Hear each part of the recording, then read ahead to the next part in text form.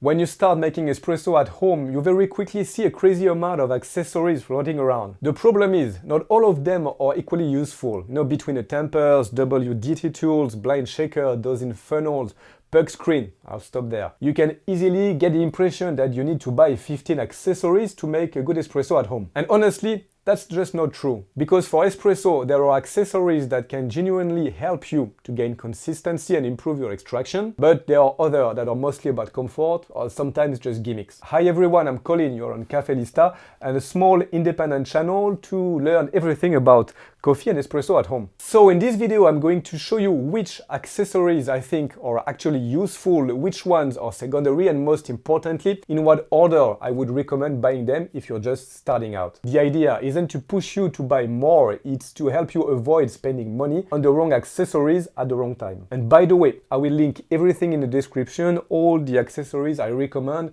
and I use on a daily basis. Let's start with our essential accessories. We have I think the most important one is a precision scale. And if there is one accessory I consider indispensable for the espresso, it's a scale. Because without a scale, where you're walking blind, you don't know exactly how much coffee you're putting in your basket, you don't know how much coffee you're getting in the cup. So yes, some days you can make good coffee like that, but you can really reproduce a good result and you don't really know which variable. Yes, I know the scale isn't the most exciting accessories. When we are on Instagram, we can see a beautiful shot. But again, if there is one thing to buy, that would be this one. This is the most useful because it finally lets you stop guessing. Now, number two, the second important accessory is the Tamper. I'm not saying you absolutely need a high-end Tamper at $80 or $100, but on some machines, especially on the low end, the stock Tamper that comes is actually really bad. Here I have an example.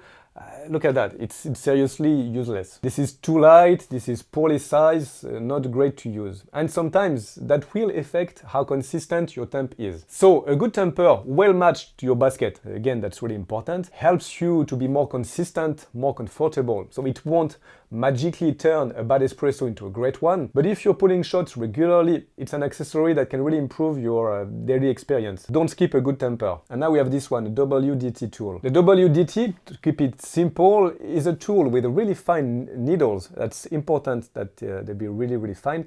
That will help distribute the coffee grounds into your basket before temping. So it's also called a distribution tool, needle distributor, but in practice, most people will just call it WDT. And in many cases, it's a very worthwhile accessory. Why? Because it helps break up the clumps and distribute the coffee more evenly in the basket. Why doing that? Because you will reduce the risk of channeling. You often gain consistency and you put the odds more in your favor for a clean extraction. Is it magic? No, but it's often an inexpensive, useful, and I think more relevant than many other gadgets marketed to beginners. So, to start, a scale, a temper, WDT. And because we are talking about the distribution tool, you've probably seen this one sometimes. It's a blind shaker. The idea is a little bit the same. You will grind directly inside, you will shake it, and you will break all the clumps inside before temping. Depending on your workflow, maybe you would prefer something like that. Personally, I found it keeping using the WDT. So it's something to consider, not a priority if you're on a tight budget, as long as you have a WDT already. And if you want a guide to master your espresso extraction, I have put everything together. It's free.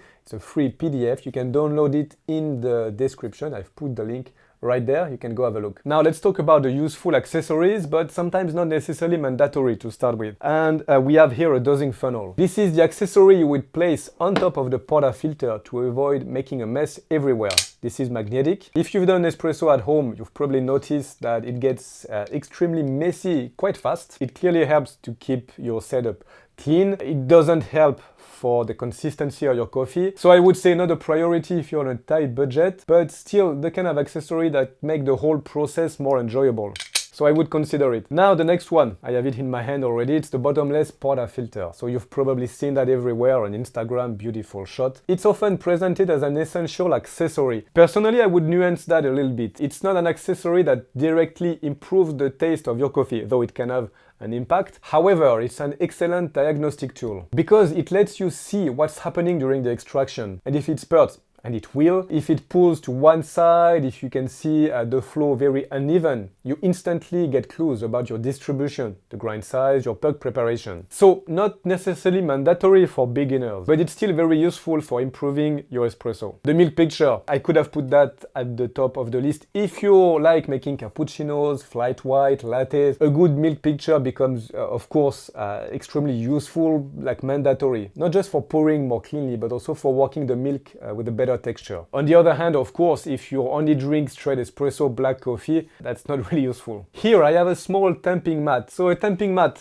isn't really essential. Again, it's quite practical. It protects the countertop, stabilizes the gesture a little bit, and makes the whole thing more comfortable. Clearly, for me, not a priority to buy, but if you're building a clean and enjoyable setup, it makes sense. Now let's see secondary accessories, or maybe buy later. I have here some puck screen. The puck screen will help to keep the shower screen cleaner. It might also help slightly to smooth out the extraction. I'm using it now all the time. So I won't rank it above the scale, the WDT or a good Tamper, but it's also something quite interesting to try later. So not a priority, but it will help down the road. Now you might have seen this one too, a leveler. Sometimes you can see that often sold as something essential for the espresso, but for me I think it's kind of overrated. Yes, it can give a clean, uniform and visually satisfying look for the puck before you temp, but in many cases a well-used WDT is much more effective, and that will also push you to use good technique right from the start without relying on something like that. So it's not useless, especially